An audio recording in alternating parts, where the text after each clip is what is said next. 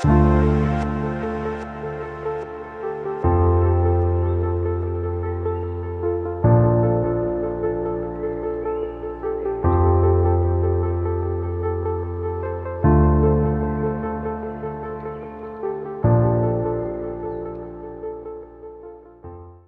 sermón de hoy, a la luz de esta miniserie que hemos venido trabajando, referente a la parábola de los talentos, se titula Entra en el gozo de tu Señor. Un pequeño extracto de la frase que el Señor utiliza en la parábola para aquel que fue responsable, que fue diligente, que fue buen administrador de aquello que Dios le dio por gracia. Voy a leer en la Nueva Biblia de las Américas la parábola y estaremos orando, poniendo este tiempo en manos del Señor también, para que Él hable a nuestros corazones por medio de esta enseñanza tan linda que Jesús da como parte de aquella respuesta a los discípulos en el Monte de los Olivos, cuando ellos le preguntan ¿cuándo será el fin? ¿Cuándo Él volverá? Ellos muy interesados, ¿se acuerdan en el factor tiempo? De cuándo va a ser el día, pero Jesús no enfatiza la enseñanza en este factor del cual ellos tenían mucho interés, sino que Jesús enfatiza en la importancia de velar, en la importancia de ser fieles, en la importancia de estar atentos, en la importancia de ser, en este caso, en la enseñanza de hoy, buenos administradores de aquello que Él por gracia nos ha dado. Así que vamos al versículo 14. Dice la palabra del Señor: porque el reino de los cielos es como un hombre que al emprender un viaje llamó a sus siervos y les encomendó sus bienes. Y a uno le dio 5 talentos. Entre paréntesis, en la Nueva Biblia de las Américas dice 108 kilos de plata. A otro 2 y a otro 1, a cada uno conforme a su capacidad. Y se fue de viaje. El que había recibido los 5 talentos, enseguida fue y negoció con ellos y ganó otros 5 talentos. Asimismo, el que había recibido los 2 talentos, 43.2 kilos de plata, ganó otros 2. Pero el que había recibido 1, fue y cavó en la tierra y escondió el dinero de su señor. Después de mucho tiempo, vino el señor de aquellos siervos y arregló cuentas con ellos. Y llegando el que había recibido los 5 talentos, trajo otros 5 talentos diciendo: Señor, usted me entregó 5 talentos, mire, he ganado otros 5 talentos. Su señor le dijo: bien, siervo bueno y fiel, en lo poco fuiste fiel, sobre mucho te pondré, entra en el gozo de tu señor. Llegando también el de los 2 talentos dijo: Señor, usted me entregó 2 talentos, mire, he ganado otros 2 talentos. Su señor le dijo: bien, siervo bueno y fiel, en lo poco fuiste fiel, sobre mucho te pondré, entra en el gozo de tu señor. Verso 24, pero llegando también el que había recibido 1 talento, 21.6 kilos de plata, dijo: Señor, yo sabía que usted es un hombre duro, que ciega donde no sembró y recoge donde no ha esparcido, y tuve miedo, y fui y escondí su talento en la tierra.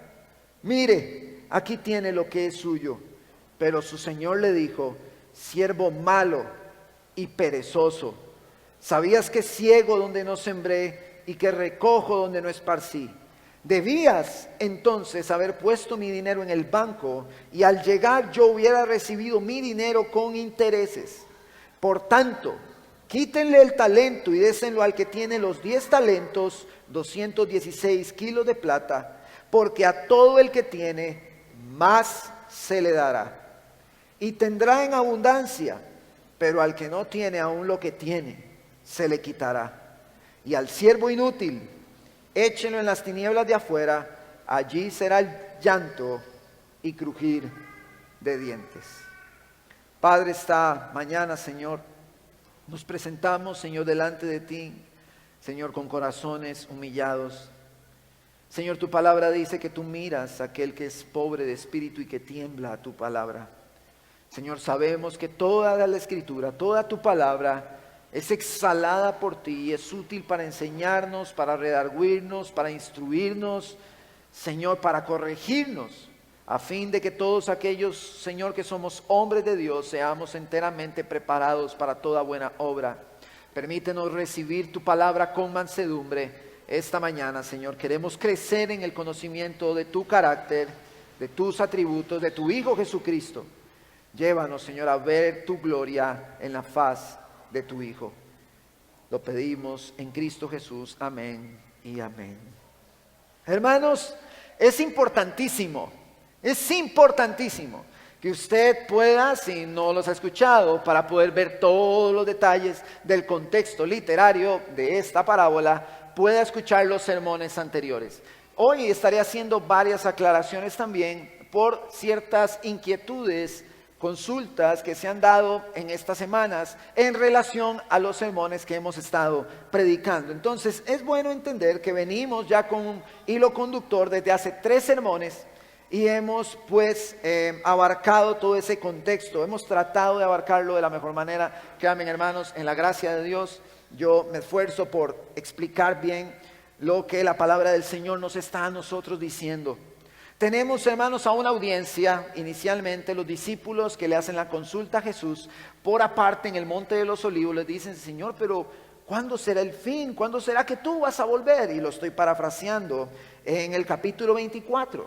En el versículo 10 de ese mismo capítulo, Jesús le advierte a los discípulos que muchos se apartarán de la fe, que muchos van a dejar el camino, que se van a apartar. Él anuncia también en el 24:11 el incremento de los falsos profetas dentro de aquellos que son profesantes. Y esto quiero resaltarlo y rescatarlo. La respuesta de Jesús en Mateo 24 a la consulta que le hacen los discípulos, que dicha respuesta llega hasta el capítulo 25, Él la da en el marco de aquellos que profesan creer en Dios, de aquellos que profesan creer en Cristo, de aquellos que dicen: yo creo en Dios, yo creo en Cristo. Y en el primer sermón, que se tituló como en los días de Noé, tomando un extracto de la parábola de la higuera, pudimos ver cómo esa generación, ante un pregonero de justicia, según segunda de Pedro, Noé, rechazaron el mensaje de arrepentimiento, rechazaron el llamado a la obediencia, lo rechazaron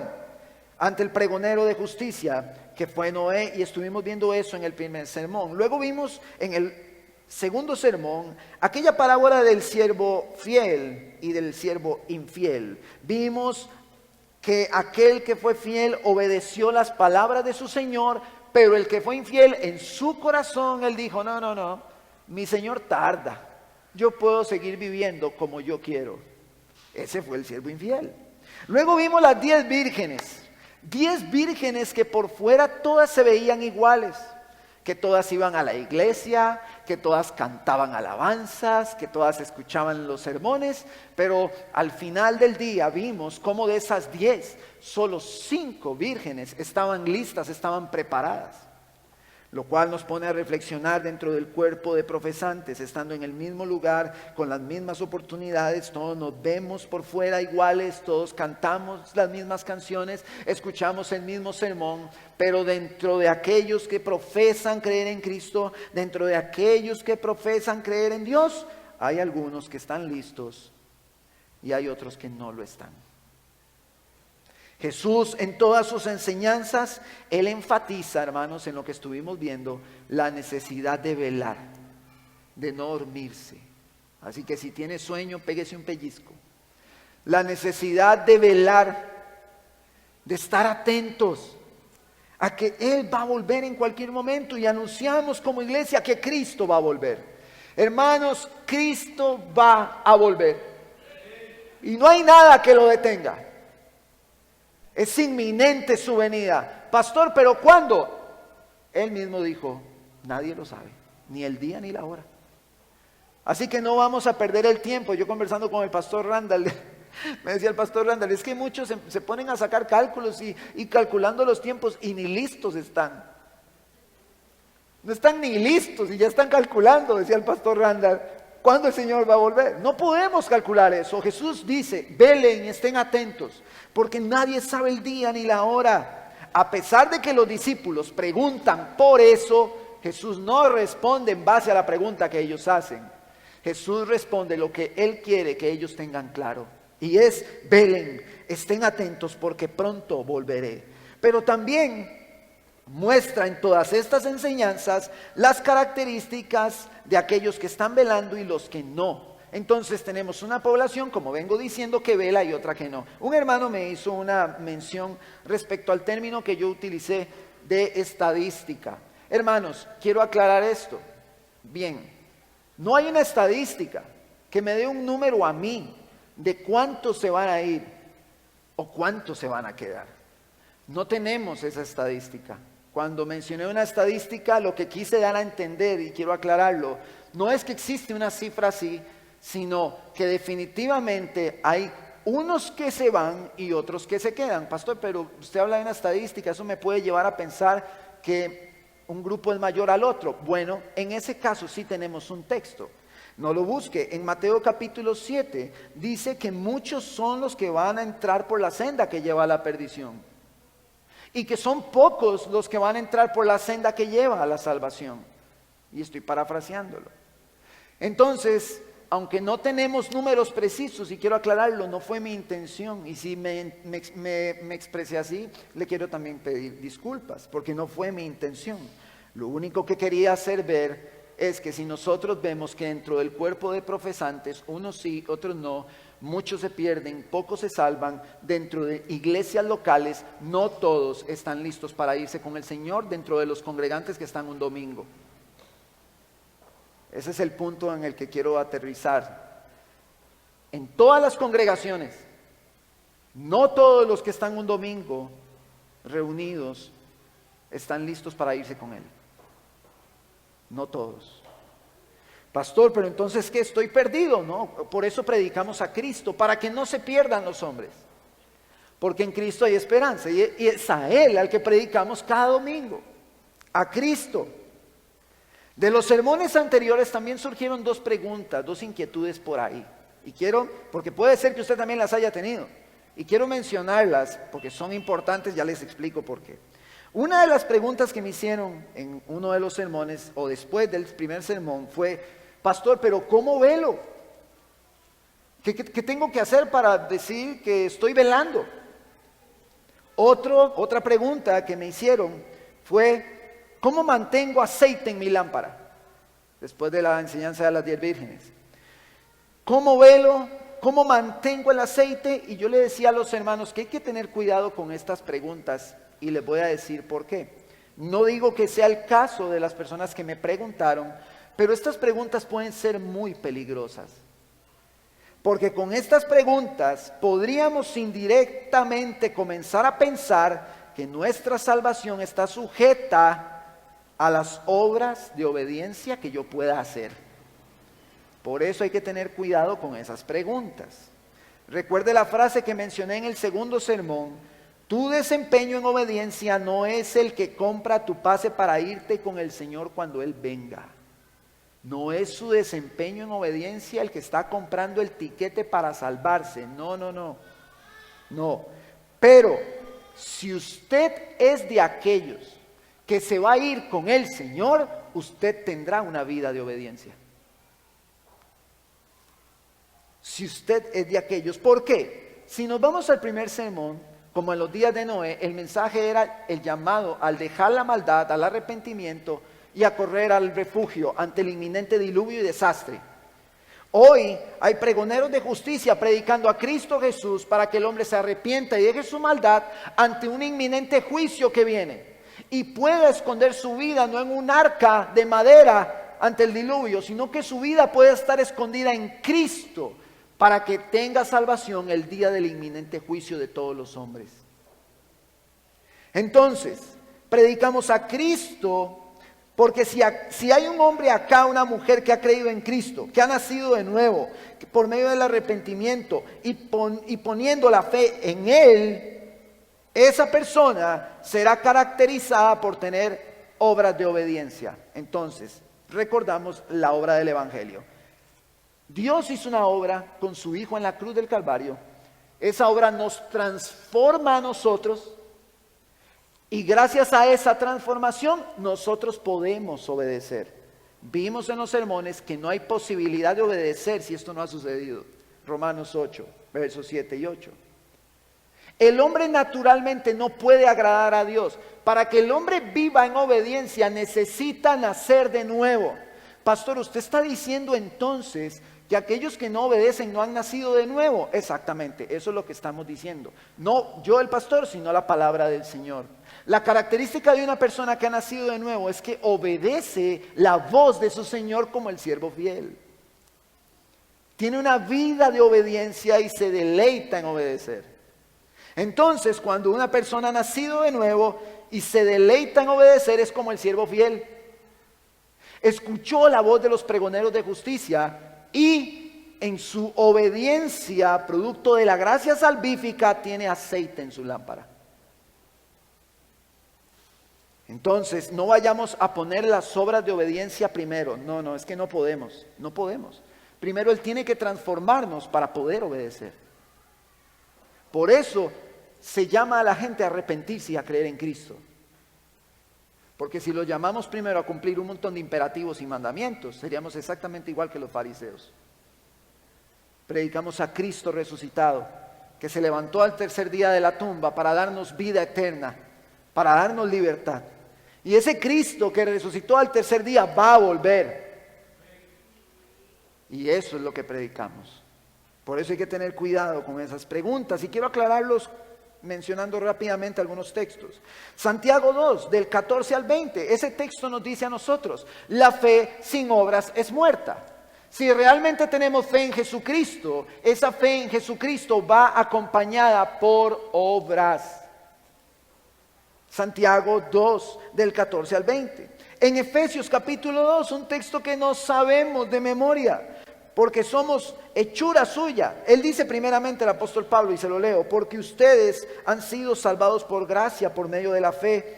Y esto no procede de ustedes, sino que es un don de Dios, no por obras, para que nadie se gloríe, porque somos hechura suya, creados en Cristo Jesús, para hacer buenas obras, las cuales Dios preparó de antemano para que anduviésemos en ellas. Entonces Él nos rescata y se nota con nuestras obras de obediencia a la palabra. Si no hay obras de obediencia en la vida de un profesante, un congregante que tiene 15, 20, 25 años, 30, 40 años en una iglesia y no hay obras de obediencia, probablemente esta sea una virgen insensata, un siervo infiel. Muy probable. Segunda de Timoteo también, yo se lo leo, capítulo 3. Toda la escritura es inspirada por Dios. Dice que es útil para enseñar, para redarguir, para corregir, para instruir en justicia, a fin de que el hombre de Dios sea perfecto, equipado para toda buena obra. Las palabras de nuestro Señor nos llevan a vivir equipados en toda buena obra. Entonces quiero dejar esto bien sentado, hermanos. El siervo fiel era fiel porque se mantuvo en obediencia a las palabras de su Señor. Por eso se caracterizó como fiel. Porque vivía en obediencia. Hermanos, vivía en obediencia. Se mantuvo allí. Y acá entra algo de lo que quiero hablar, y es la responsabilidad del creyente. El creyente es responsable. El Señor hace una obra, renovado, dice en Romanos, transformados por medio de la renovación de vuestro entendimiento, para que comprobéis cuál es la buena voluntad de Dios agradable y perfecta. Transfórmense porque ustedes ya entendieron. Transformados por medio de esa renovación de entendimiento. Ustedes entendieron, sean transformados por eso. Hay una responsabilidad que todo creyente tiene de obedecer las palabras de su Señor si el Evangelio ha operado en su corazón. Si el Espíritu de Dios mora en él. Hay una responsabilidad del creyente. Para finales del 2018 tuvimos la oportunidad con mi familia de ir a visitar a los hermanos. En aquel tiempo el pastor Manuel no estaba en México todavía. Y bueno, tuvimos la oportunidad de ir a visitarlos. Un día antes de salir para México, finales del 2018, Un día antes, mi hijo Ezequiel, en el ámbito deportivo en el que se desarrolla, él juega básquet. En ese momento, pues en una categoría de niños muy chiquiticos, pero el partido era importante. En ese partido yo recuerdo que ganaron 50 puntos contra 30, no recuerdo, pero de los 50 puntos, mi hijo había hecho como 38. Entonces ese día a mí me ofrecen becarlo. Entonces becan a mis 2 hijos en ese momento por el desempeño de Ezequiel. Ahora, él recibe la beca, pero el hecho de que la recibió no significa, ya la recibí, me senté y listo, lo logré. Menos en el presupuesto para mi papá, no. Él es responsable de ocuparse en esa beca teniendo un buen desempeño en el deporte. Ahora, una beca se puede perder si se pierde el desempeño. No quiero que usted me malentienda la ilustración pensando que la beca es como la salvación y que se puede perder. No estoy diciendo eso. Lo que estoy diciendo es que cuando nosotros somos rescatados, el que comenzó la buena obra en nosotros la va a ir perfeccionando. La palabra de Dios va a producir en nosotros vivir en obediencia con el pasar del tiempo. Dice la palabra que somos como la luz de la aurora que va de aumento en aumento hasta que el día es perfecto. Que así es la vida del justo. Entonces, el hecho de que mi hijo estuviese becado no significó que él se iba a sentar. Él debía ser responsable. Él debe ser responsable. Ahora, a nosotros, el Evangelio nos ha transformado. Y dice que el que comenzó la buena obra la está perfeccionando. Y también en Romanos dice que todas las cosas nos ayudan a bien. Esto para los que conforme a su propósito son llamados. Y si vemos más adelante el texto dice que el propósito es que seamos a la imagen de Cristo.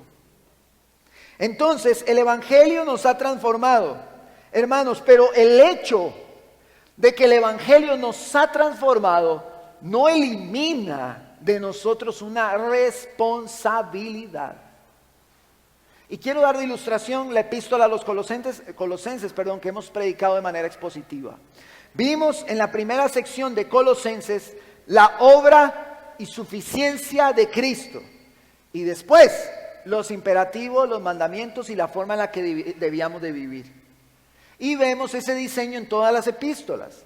Entonces, hermanos, la carta muestra lo que Cristo hizo y luego lo que nosotros debemos hacer en respuesta a lo que Él hizo. Hermanos, el que es creyente tiene la responsabilidad de obedecer lo que su Señor ha mandado. El pueblo de Israel estaba esclavo en Egipto. Ellos no habían recibido la ley, recibieron primero la libertad.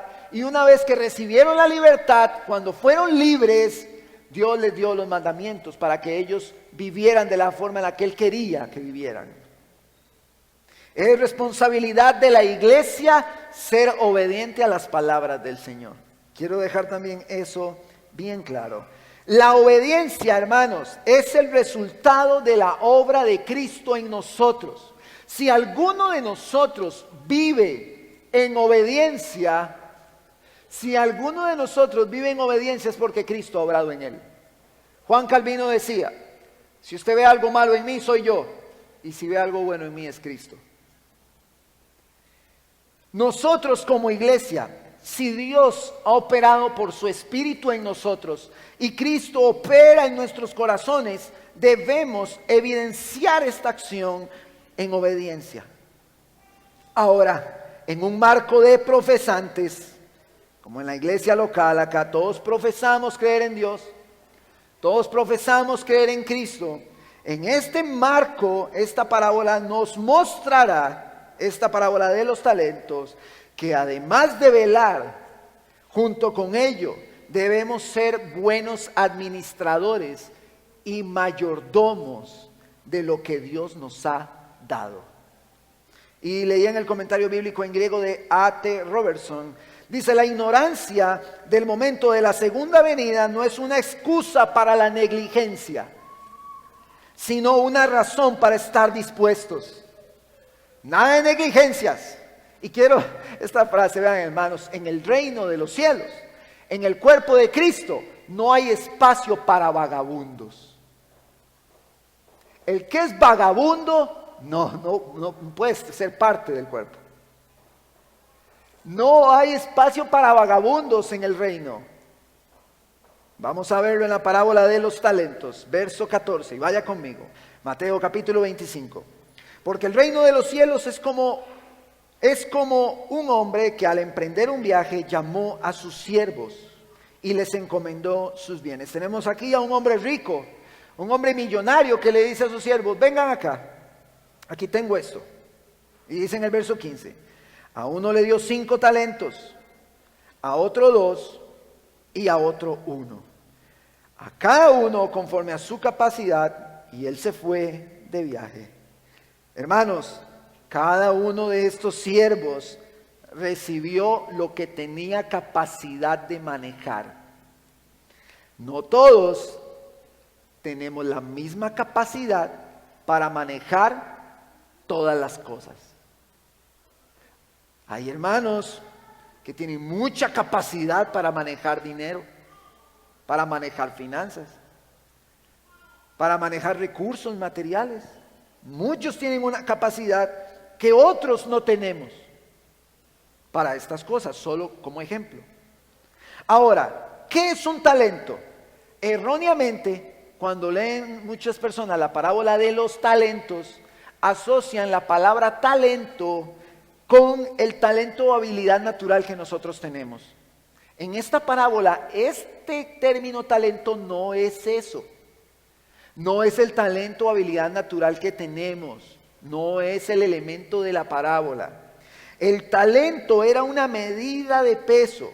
Podía ser oro o podía ser plata. Al mencionarse en el verso 18 la palabra dinero, que lo vamos a ver ahorita en un momento, esta se traduce el original griego como literalmente plata.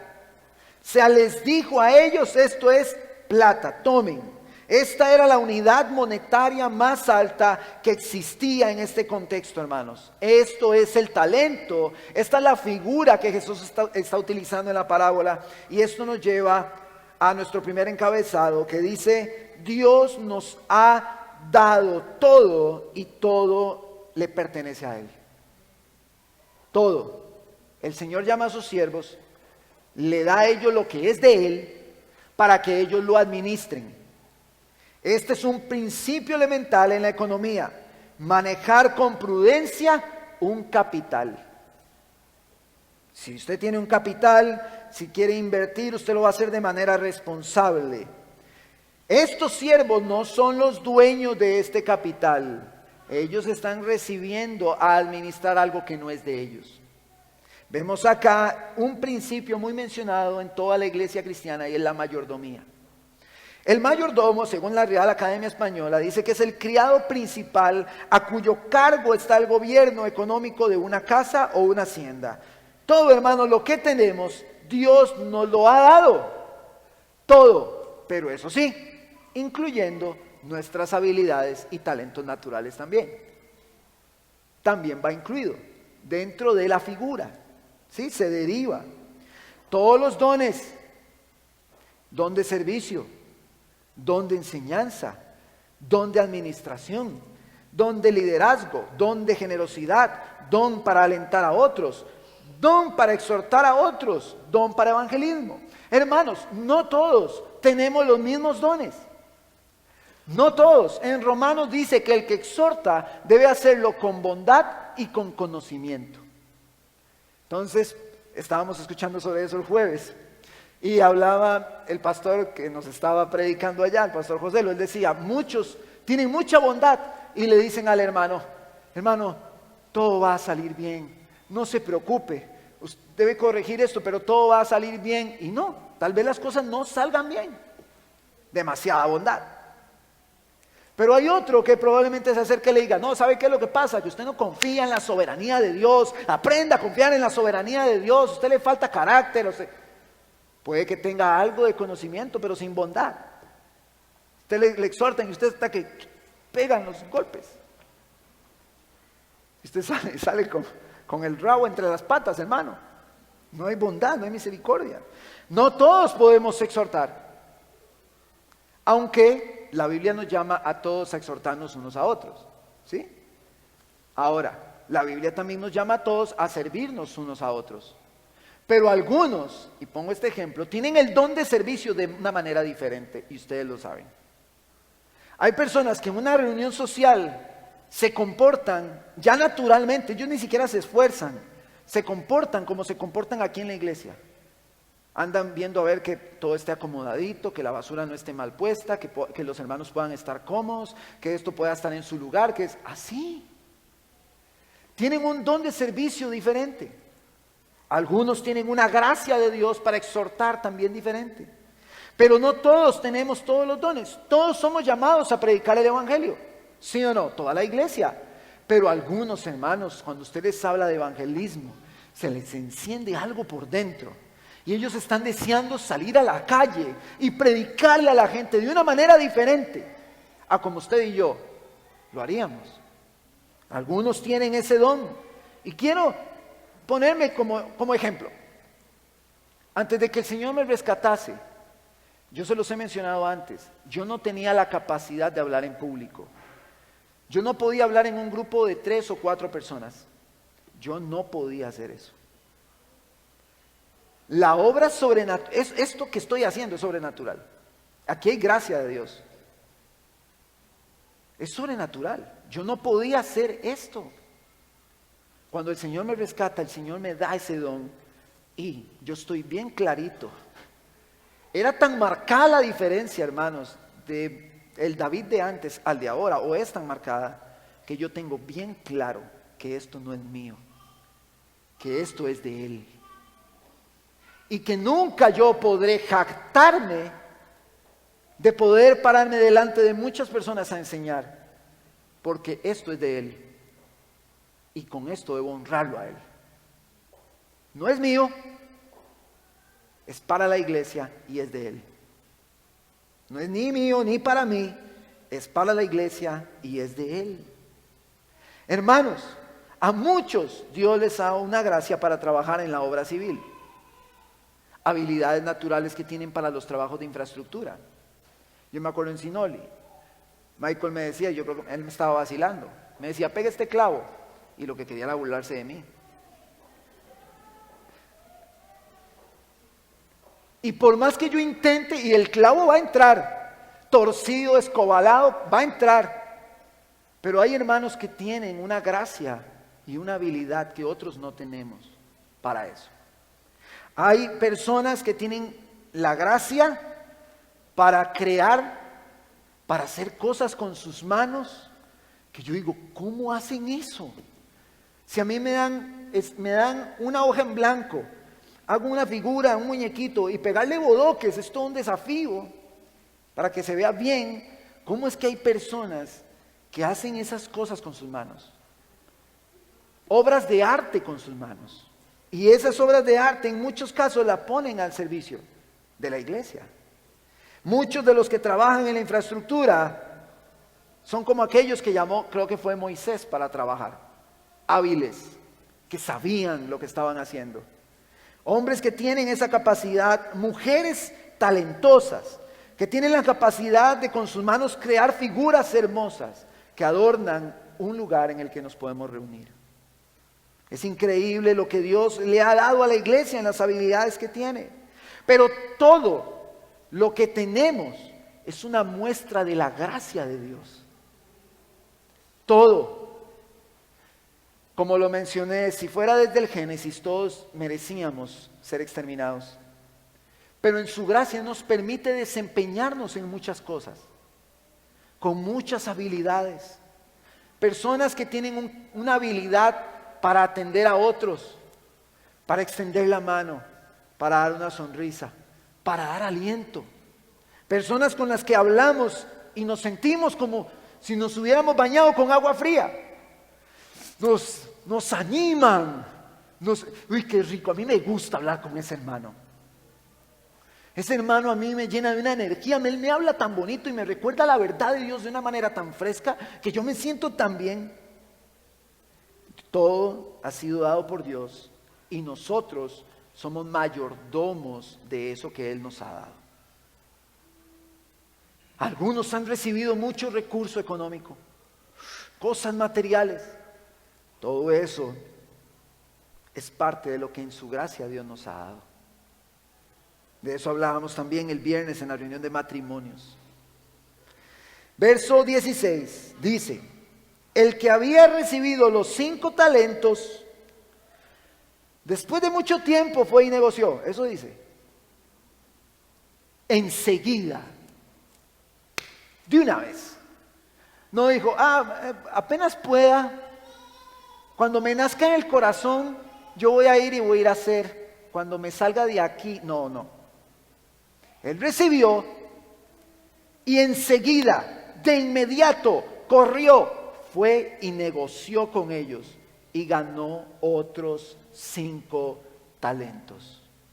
Creo, la parábola no lo dice, pero creo que el negociar involucra siempre riesgos. Creo que estos siervos corrieron un riesgo especial, pero de manera inmediata.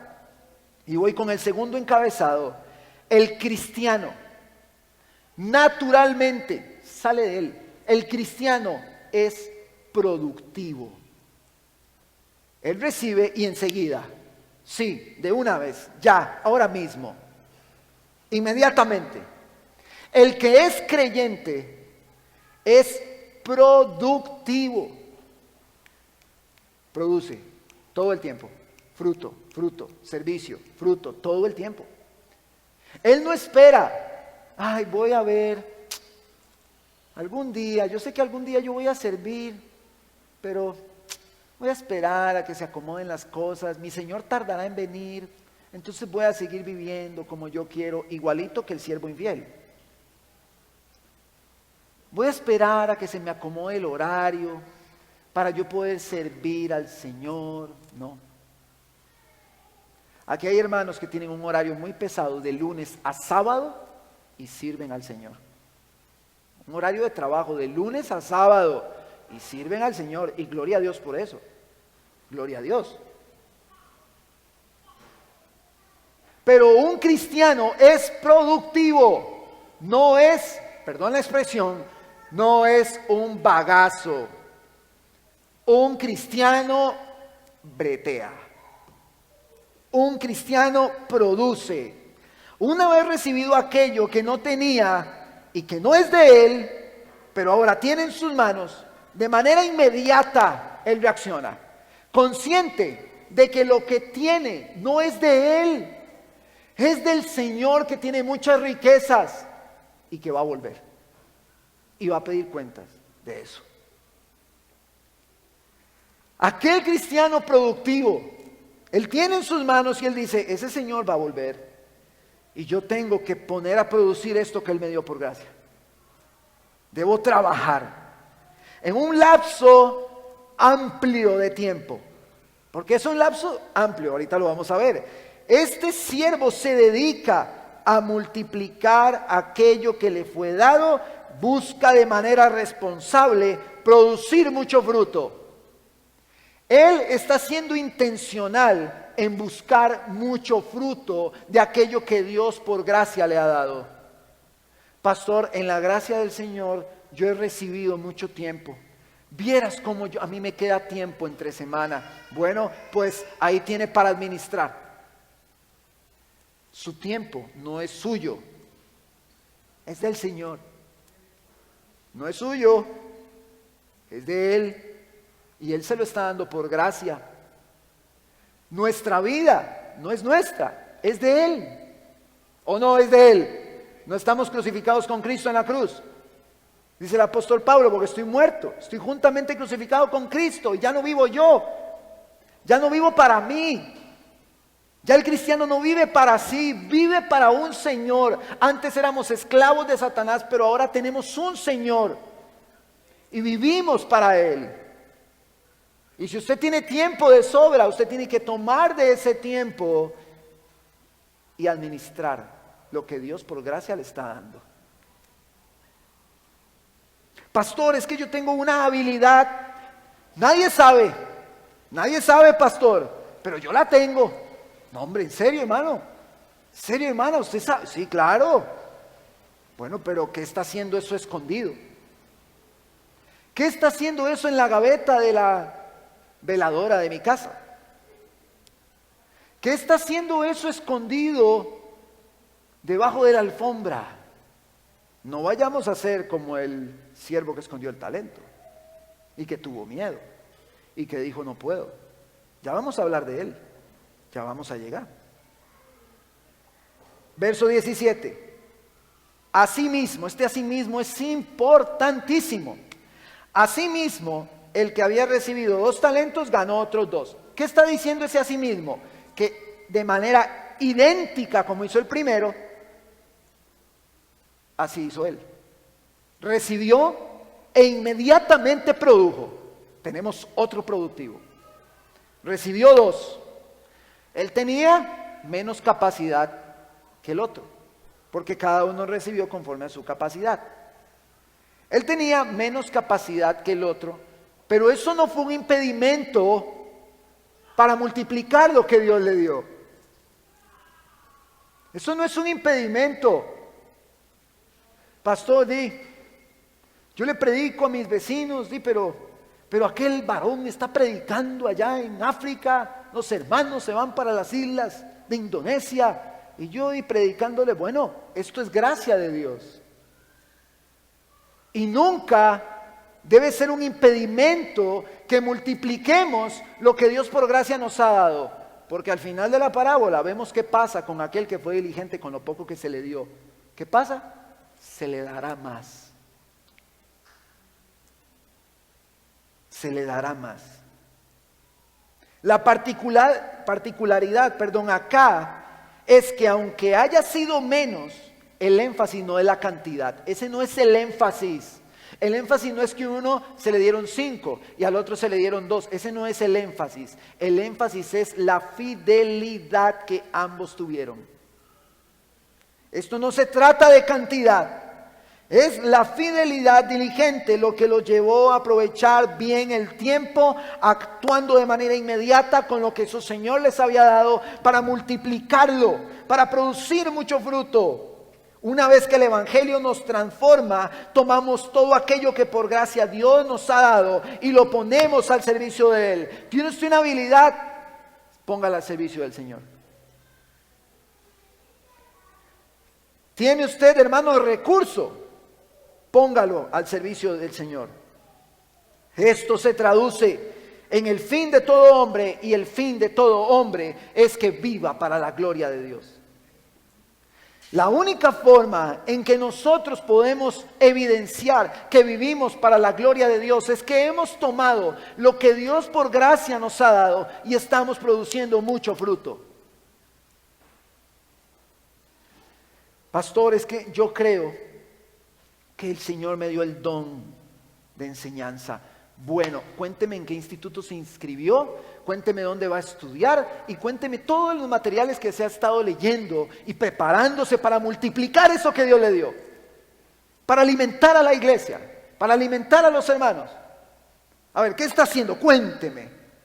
Pastor, el Señor me ha dado la habilidad de tocar la guitarra. Bueno, pues ya habló con Dariel. ¿A dónde está? ¿Se está preparando? ¿Qué está haciendo? No, pastor, es que vieras que yo no tengo tiempo, yo quisiera... pero ya vamos a llegar ahí. Ya vamos a llegar ahí. Esta fidelidad diligente los ha llevado a aprovechar bien lo que Dios les ha dado a estos siervos. Pero vemos la triste historia en el verso 18 del otro siervo, el tercero. Pero el que había recibido 1 fue y cavó en la tierra y escondió el dinero de su señor. Lo guardó. Y dijo, bueno, sí, yo tengo algo que Dios me dio, pero de ahí está, no lo voy a usar, es de Él. Cuando Él venga y me pida cuenta, yo le digo, Señor, aquí está lo que tú me diste. Así vamos a responder nosotros al Señor.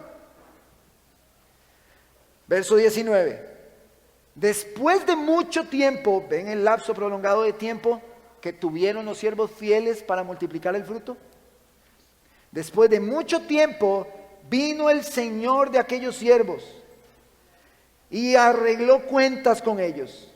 Y llegando el que había recibido los 5 talentos, trajo otros 5 talentos diciendo: Señor, usted me entregó 5 talentos, mire, he ganado otros 5 talentos.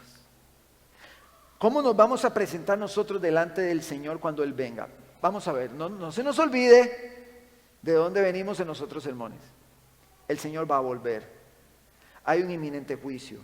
Y Él va a venir a pedir cuentas a todos aquellos que profesan creer en Dios y creer en Cristo. Aquellos que por fuera se ven idénticos, pero bueno, algunos con aceite y otros no. Algunos que están en el mismo campo, con las mismas oportunidades para trabajar, pero que están pensando en su corazón: Cristo no viene, otro día sirvo, otro día voy a la iglesia, no, voy a dejarlo para mañana. ¿Cuál es nuestra condición? Porque en el verso 21 el Señor le dice, su Señor le dijo: bien, siervo bueno y fiel, en lo poco fuiste fiel, sobre mucho te pondré, entra en el gozo de tu Señor. El Señor es Cristo mismo, y Él va a volver, y Él va a pedir cuentas a todos nosotros por aquello que Él nos dio por gracia. ¿Qué está haciendo usted con lo que el Señor le dio por gracia? ¿Usted lo está multiplicando? Pastor, es que ¿sabe qué es lo que pasa? Que usted piensa que yo no estoy multiplicando. Bueno, como pastor de la iglesia local, la inactividad entre semana puede darme alguna luz respecto a eso. No estoy generalizando, pero aunque hemos tenido una muy linda asistencia en los últimos cultos de oración, ha sido en los últimos. Pero mientras hermanos están acá orando, otros su tiempo, que no es suyo, que es del Señor, lo utilizan viendo tele, viendo una serie, viendo las redes, mientras otros están aquí orando. Recuerde que el tiempo no es suyo. ¿Cómo lo está administrando? Los estudios bíblicos que tuvimos por año y 8 meses, 45, 50 personas, gloria a Dios, excelente, muy lindo. Pero tenemos una base de datos de 93 con una cantidad de congregantes que sobrepasa los 120. Tenemos ahora 70 inscritos en los grupos en casa, pero todavía falta gente. ¿Cómo estamos administrando el tiempo que Dios nos dio? ¿Cómo estamos administrándolo? Llegando también el de los 2 talentos, dijo: Señor, usted me entregó 2 talentos. Mire, he ganado otros 2 talentos. Su Señor le dijo: bien, siervo bueno y fiel, en lo poco fuiste fiel, sobre mucho te pondré, entra en el gozo de tu Señor. ¿Cómo estamos nosotros, hermanos, administrando lo que Dios nos dio por gracia? Pastor, Dios a mí me ha prosperado. Dios a mí me ha bendecido de una forma. Bueno, ¿cómo está utilizando su recurso, su riqueza para el Señor? Pastor, Dios a mí me ha dado, yo estudié en la universidad y saqué una carrera. Soy profesional. Bueno, y qué mejor caso de ejemplo que tenemos que Christopher y Beatriz. Para la gloria de Dios. Soy profesional. Muy bien, gloria a Dios. ¿Qué va a hacer para el Señor con eso? ¿Qué va a hacer usted para el Señor con su profesión? Pastor, yo estoy estudiando y ni sé. Bueno, entonces ¿para qué está estudiando? Si el cristiano vive para la gloria de Dios. Es que yo quiero tener más dinero. Cuidado, su corazón está en otro lado. Y es que yo quiero darme unos viajes a Europa. Cuidado, su corazón está en las cosas de este mundo. Y está trabajando por los tesoros aquí en la tierra, que se hablaba en la reunión de matrimonios. ¿Cuál es el impulso que lo lleva a estudiar? ¿Cuál es el impulso que lo lleva a trabajar más? No, pastor, yo quiero trabajar más porque dice la palabra que si el Señor me da más, yo puedo bendecir más. Gloria a Dios. Estamos bien. Pastor, ¿significa eso que yo no puedo darme un paseo? No, yo no estoy diciendo eso. Estoy diciendo cuál es el motor que me lleva a mí a hacer lo que voy a hacer. ¿Cuál es el impulso? Personas sacan sus carreras. Algunos estudian enfermería y medicina para irse a las misiones. Eso es tomar lo que por gracia Dios me ha dado y rendirlo a los pies de Él. Eso es tomar los 2 talentos y convertirlos en 4. Mi vida le pertenece. Pastor, el Señor me llamó al ministerio pastoral. Bueno, lo primero que tiene que hacer es pegarse, mi hermano. Caminar junto conmigo. Pastor, la verdad, pastor, porque hay hermanas que piensan esto. No, hombres, yo para nada, yo solo cocino. No lo puede ver así. Esto que muchas hermanas y hermanos también en esta congregación tienen, esta habilidad, porque decía un hermano ayer, es que es fácil servir con... ¿Cómo va a ser fácil? Fácil para el que tiene esa gracia. No todos podemos pararnos en una cocina y darle de comer a un montón de personas. No todos pueden hacer tan siquiera un arroz para todos.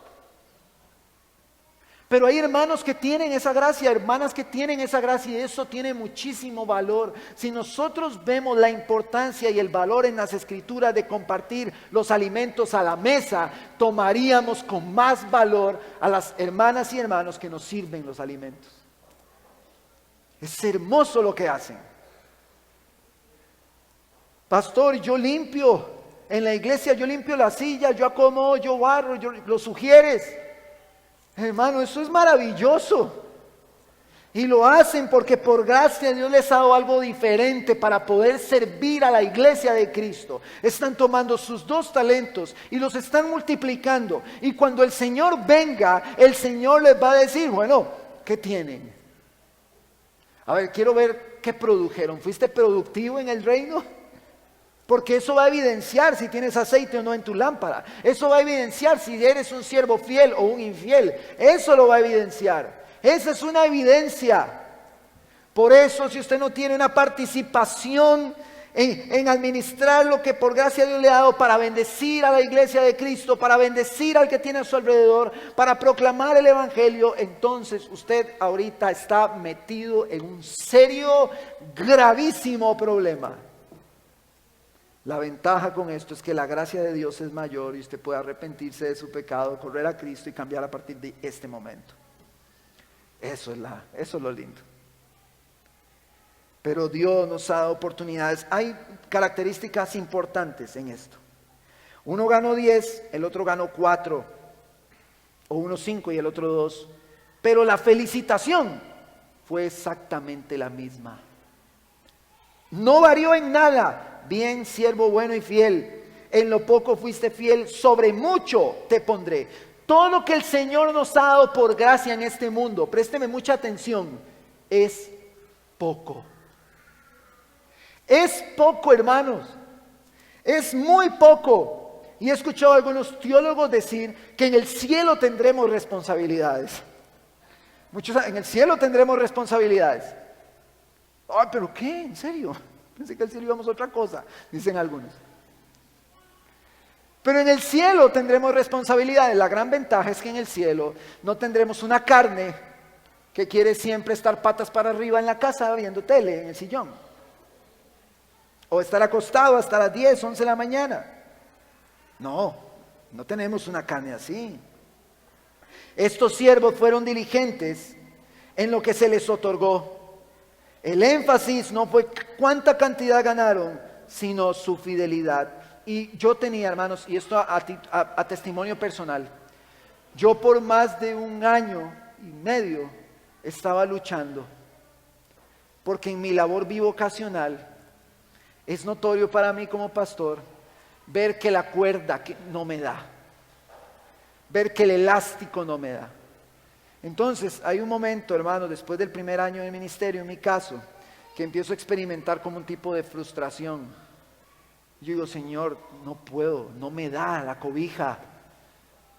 Y entonces tengo una conversación con un pastor que me dice, en un seminario de eclesiología, él me dice, no podemos medir la fidelidad de un pastor a tiempo completo igual a un pastor bivocacional.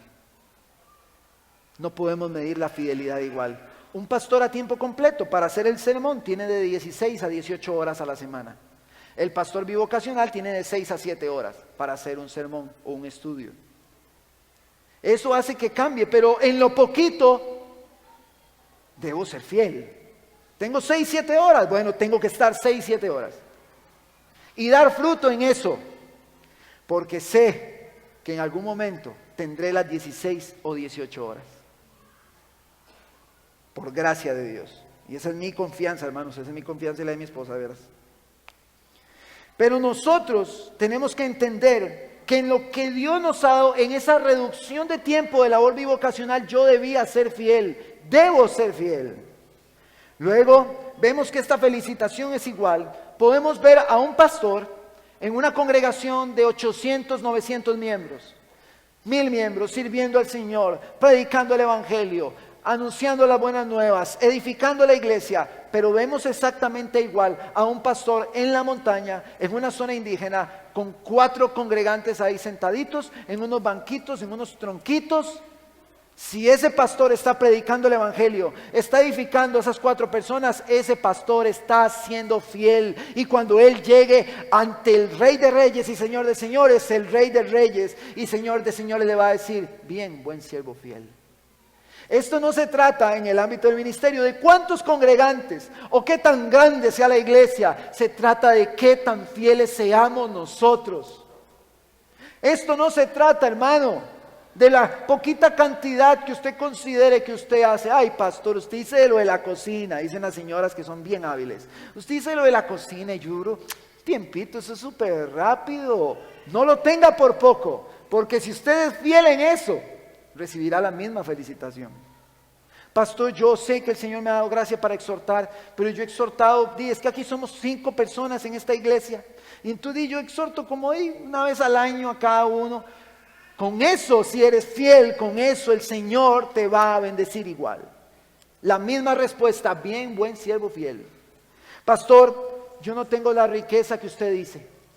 Yo lo que tengo son estos 5, pero yo quiero honrar a Dios con esto. Bueno, pues con ese poco que Dios le dio por gracia, sea fiel. Con el poquito que Dios le dio. Y si tiene mucho, dé para el Señor.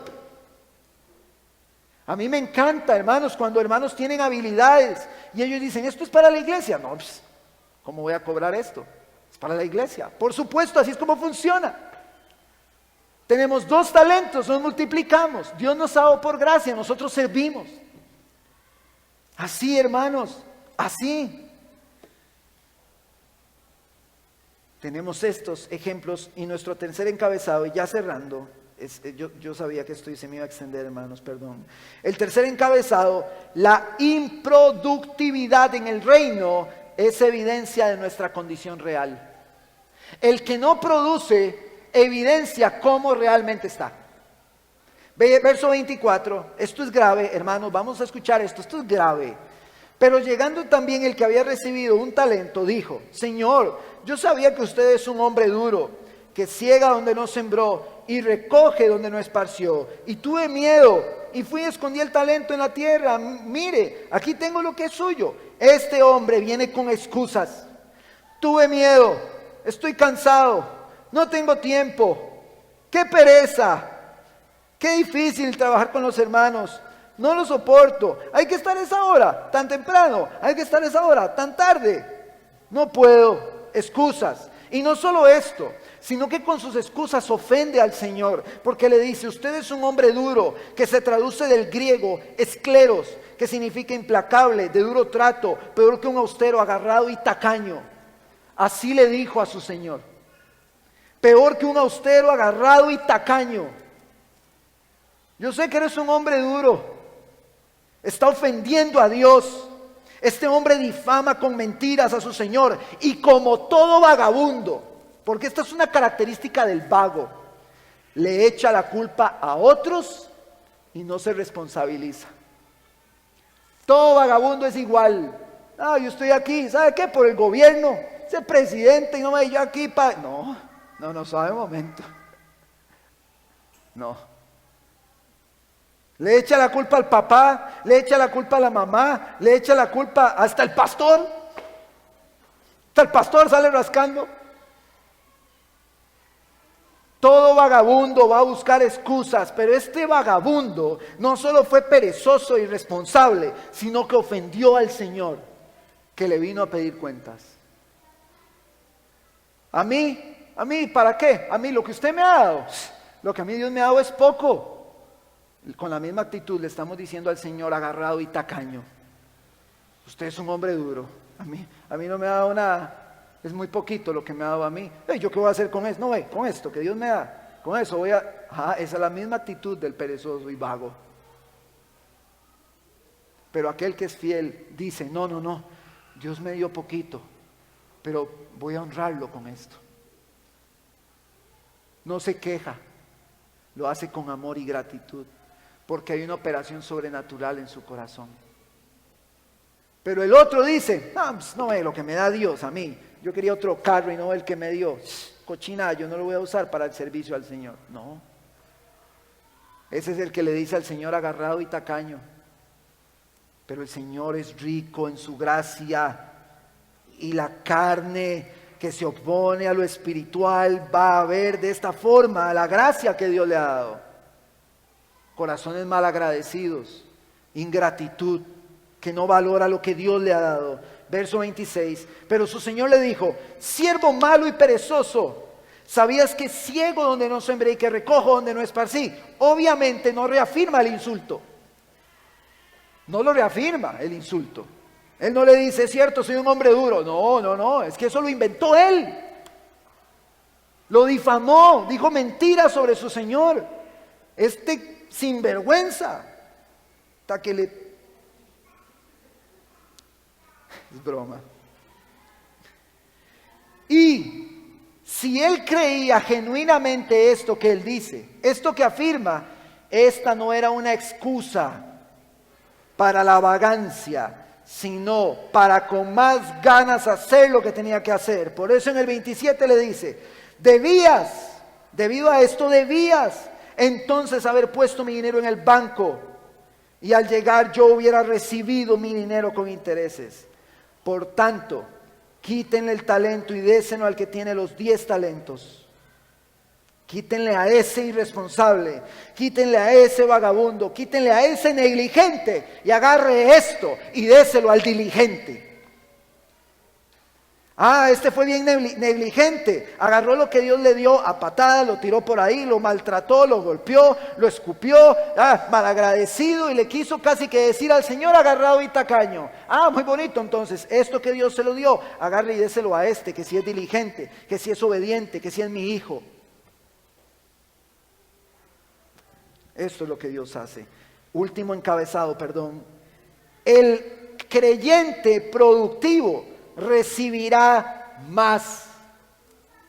Verso 29, porque a todo el que tiene todo el que tiene más se le dará y tendrá en abundancia, pero al que no tiene, aún lo que tiene se le quitará. Hermanos, en lo poco, todo lo que tenemos hoy acá, si somos fieles, recogeremos en abundancia, hermanos, en eso que Dios te dio. No hay nadie aquí que no pueda decir que Dios le dio algo por gracia. Todos hemos recibido muchas cosas por gracia. Somos parte del cuerpo y todos tenemos dones, habilidades naturales, recursos, tiempo y energía que no nos pertenecen a nosotros, le pertenecen al Señor. Su casa no es suya, su carro no es suyo, su dinero no es suyo, su trabajo no es suyo. Todo es para la gloria de Dios. Su fuerza, su energía, su salud es para la gloria de Dios. Su capacidad cognitiva es para la gloria de Dios. Su habilidad para trabajar es para la gloria de Dios. Todo es para la gloria de Dios. Verso 30. Y al siervo inútil, échenlo en las tinieblas de afuera. allí será el llanto y crujir de dientes. El siervo inútil es aquel profesante que rechazó el llamado a la obediencia y al arrepentimiento, como la generación de Noé. Aquel profesante que en su corazón dijo: mi Señor tarda, y con su actitud evidenció poco a poco su pecado. Porque una de las características que tienen aquellos que se tienden a ir de la congregación es que lo primero que hacen es que dejan de servir. Ese es el primer paso que tienen.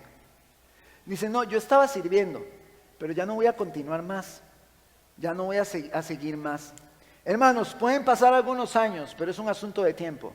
Pronto se revelará cuáles son las prioridades de su corazón. Pronto. El siervo inútil es aquel profesante que, así como las vírgenes insensatas, se veía bien por fuera, parecía creyente, pero al final en su interior no operó la gracia salvífica. Este hombre, por su rechazo al Señor, fue caracterizado por la desobediencia. Qué duro. Hermanos, hay algo muy cierto acá, y ya ahora sí cierro. Todos nosotros, fuera de la gracia de Dios, somos inútiles. Pero hoy, buscando obedecer la palabra del Señor, impulsados por el Espíritu que opera en nosotros, velamos y aguardamos su regreso. Si somos miembros del cuerpo, todos tenemos funciones, todos tenemos dones.